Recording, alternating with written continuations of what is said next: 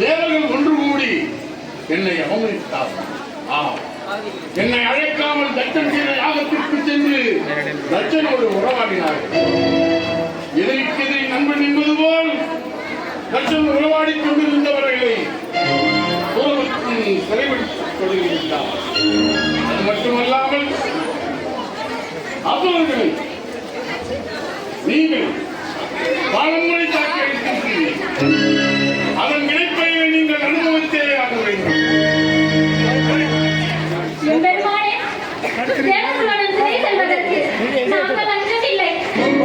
ஆனால் எம் தேவகுல பெண்களின் கற்பு இப்பொழுது கேள்விக்குறியாகி உள்ளது. எம் பெருமானே, எம் தலைவரை பிரித்து நான் தனிமையில் இருக்கும்போது சூரபத்மனின் தங்கை அஜமுகி என்னை வந்து தன் அண்ணனுக்கு பரிசாக என்னை அளிக்க வேண்டும் என்று என் கரங்களை பற்றி இருந்தார். அவ்வேளையில் எனது பாதுகாவலன் மகாகாலன் அவள் கையை துண்டித்து விட்டான். எம்பெருமானே, அவ்வேளையில் மகாகாலன் மட்டும் அப்படி ஒரு காரியம் செய்கிறாமல் இருந்திருந்தால் என் நிலை என்னவாகி இருக்கும் தேவா? நீங்கள் தான் ஒரு வழியை காட்ட வேண்டும். என்ன கொடுமை இது?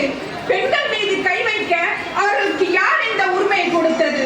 இறைவா, நீங்களே அதற்கு ஒரு தக்க நியாயத்தை வழங்க வேண்டும். நடக்கும் அனைத்தையும் நான் பார்த்துக் கொண்டுதான் ஒவ்வொரு செய்யும் விளைப்பயனை அவர்கள் விலைக்கேற்ப நான் பயனளித்துள்ளேன்.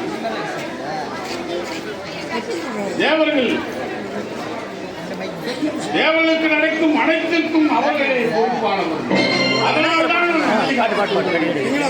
அந்த இந்திரன் முனிவர்களின் மனைவிகளுக்கு செய்யாத கொடுமைகள். அவன் தேவரின் தலைவன் என்பதால் தண்டனையிலிருந்து தப்பிவிட்டான். ஆனால் முனிவர்களின் சாபத்தினால் தண்டனை பெறுவது அதையேதான் நானும் சொல்கிறேன் எம்பெருமானே. தேவர்கள் செய்த தவறுக்கு நாங்கள் எப்படி தண்டனை அனுபவிப்பது நியாயமாகும்? எங்களுக்கு ஒரு நியாயத்தை கூறுங்கள் எம்பெருமானே. எங்களுக்கு ஒரு வழியை சொல்லுங்கள்.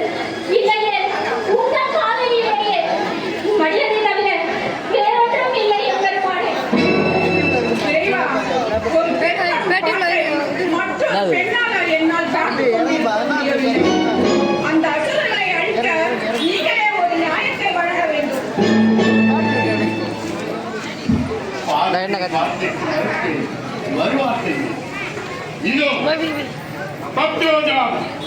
தத்புருஷன் வாமதேவன் ஈசான் அவர் திருமதன் எனது 6 முகங்களையும் ஒன்று கூட்டி எனது சக்தியெல்லாம் ஒன்று திரட்டி ஒரு குமரனை உண்டாக்கி அவனை கொண்டு அந்த சூரனை சந்தானம் செய்கிறேன்.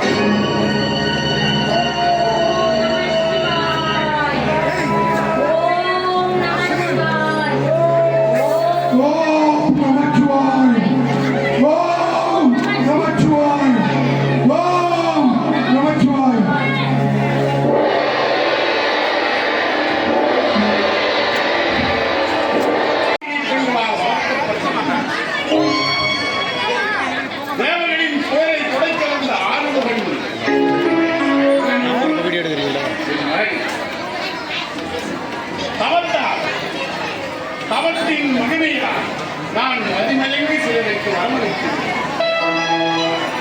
அவர்கள் அறத்தை மறந்து அநீதியை செய்து கொண்டிருக்கிறார். அந்த அசுரர்களை அழித்து அநீதியை ஒழித்து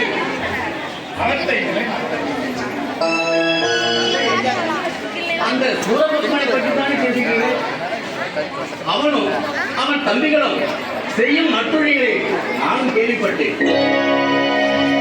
தந்தையே, நான் நேரில் செய்து அவனுக்கு அறத்தை எடுத்துக் கூறி அவனை திருத்துவதற்கு முயற்சி செய்கிறேனே. இருக்குவாரா? அது என்றைக்கும் நடக்காது. முருகா, தவறாமல் பேசு. ஆனால் நீ அமைதி பேச்சுவார்த்தைக்கு அவன் உடன்படாவிட்டால், தேவர்களை அவன் சிறையிலிருந்து விடுவிக்காவிட்டால், என் தந்தையின் நெற்றி பொறியிலிருந்து உருவாக்கப்பட்ட இந்த முருகன் அவனை மறந்து கொள்வான், அவனை சம்பாதம் செய்வான். ஞானவேலா, உன் பொறுமையை இந்த தந்தைக்கு பொறுமை. முனிவர்களும் தேவர்களும் யாராலும் அழிக்க முடியாத வரத்தை பெற்றவன் என் அம்சமான உன்னாவதான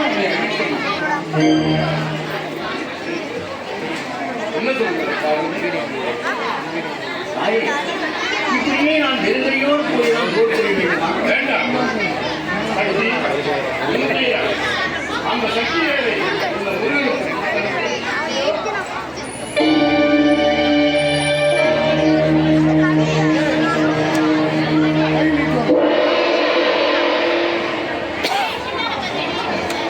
முருகா, இதோ அந்த சக்தியே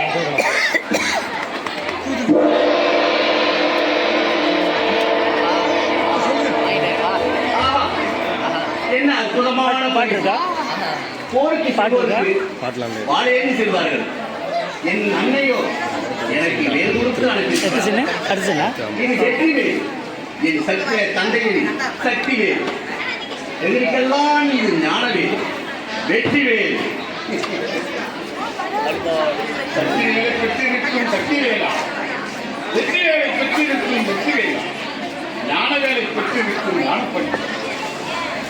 தேவர்களின் துன்பத்தை குடைக்க வந்த அவர்களுக்கு ஆறுதல் தர வந்த ஆறுமுகா, நந்தா, கடம்பா, கார்த்திகேயா, கதிர்வேலா, கண்ணுடா, சரவணா, இப்போதே சென்று வா, அசுரர்களை கொண்டு வா.